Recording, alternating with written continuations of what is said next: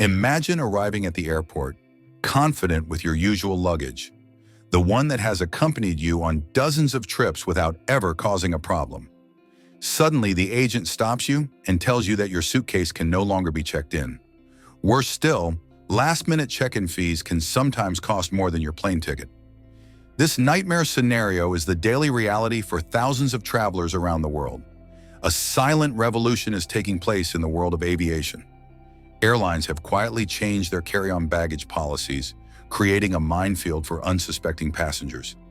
Entire families find themselves stuck at the boarding gate, forced to unpack their belongings in public or pay astronomical sums for luggage that was perfectly acceptable just a few months ago.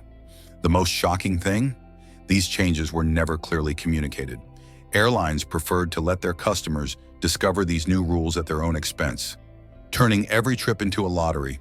But don't worry, there are ways to get around these pitfalls, and some savvy travelers have already found perfectly legal techniques to continue traveling with peace of mind. What you're about to discover could save you hundreds of dollars on your next trip. I'm going to reveal not only what has changed, but more importantly, how to turn these constraints into opportunities.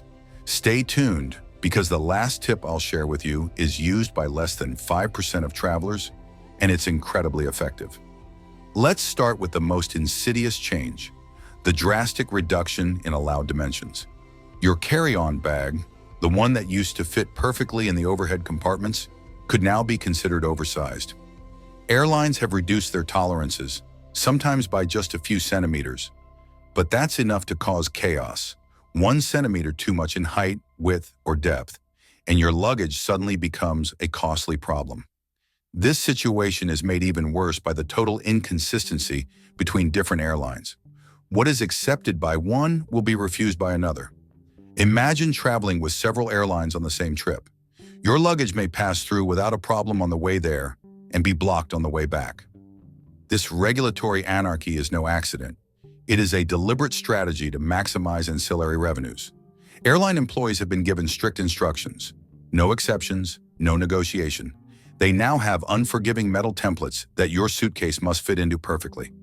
If it protrudes by even a millimeter, it's game over. This sudden rigidity has created surreal scenes at airports, with travelers desperately trying to compress their luggage. But the revolution doesn't stop there. Your trusty backpack, that essential accessory you use to carry naturally alongside your suitcase, is now in the airlines' sights. Gone are the days when you could carry your main luggage in the overhead compartment and your backpack under the seat in front of you. Now, any item that doesn't fit easily under the seat can be considered a second piece of hand luggage. This restrictive interpretation has caught millions of travelers off guard. Your backpack suddenly becomes extra baggage subject to the same rules as your main suitcase. Controls have become so strict that some airlines now require passengers to test their backpacks in the same size restrictions as suitcases. Weight is also becoming a major issue. Where previously only dimensions mattered, now every gram counts. Airlines have introduced scales at all checkpoints, and limits vary drastically from one airline to another. Some allow 10 kilograms, others limit you to 8 or even 7 kilograms. The most frustrating thing? These weight checks often happen at the last minute, when you're already in the boarding queue. Imagine discovering that your luggage is just a few hundred grams over the limit. You are then forced to either pay exorbitant fees or open your suitcase in front of everyone to redistribute your belongings. This baggage war reveals a well-oiled commercial strategy.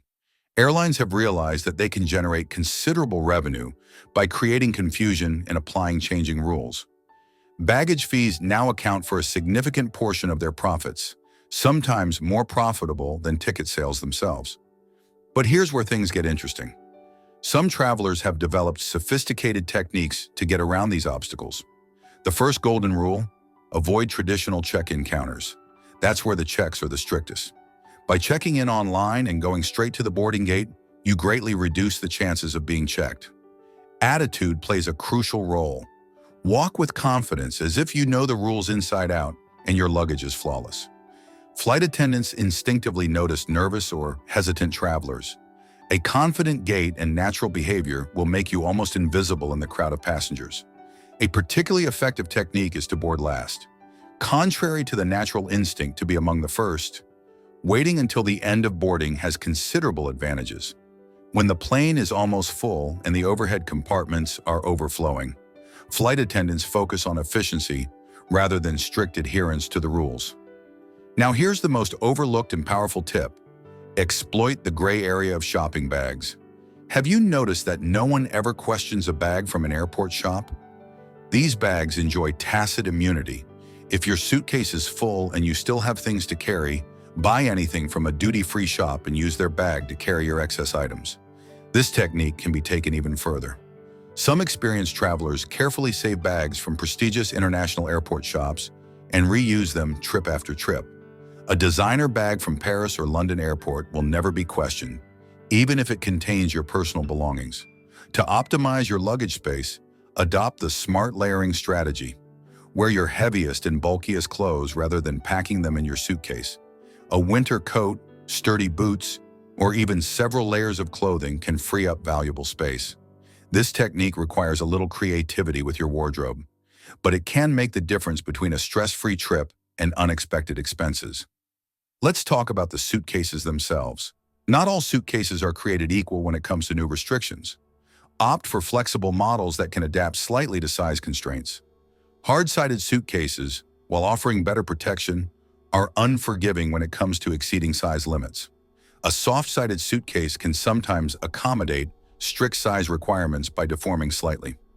The technique of rolling clothes is still essential, but it can be perfected. Roll your clothes in vacuum travel bags or compressible organizers. This method can reduce the volume of your belongings by 30 to 40%. Use every corner of your suitcase. The inside of shoes can hold socks, cables, or small beauty products.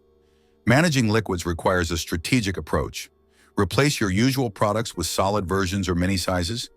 Solid shampoo takes up less space than a traditional bottle and automatically complies with liquid restrictions. Always have a plan B.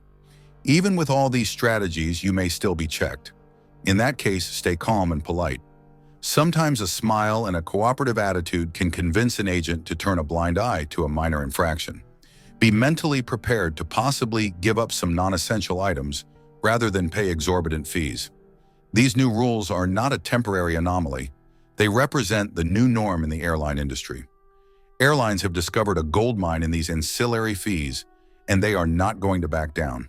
As a smart traveler, your best defense is knowledge and adaptation. Master these techniques, and you will turn these constraints into advantages. You will travel lighter, more efficiently, and most importantly, without ever incurring the surprise fees that ruin the experience for so many travelers.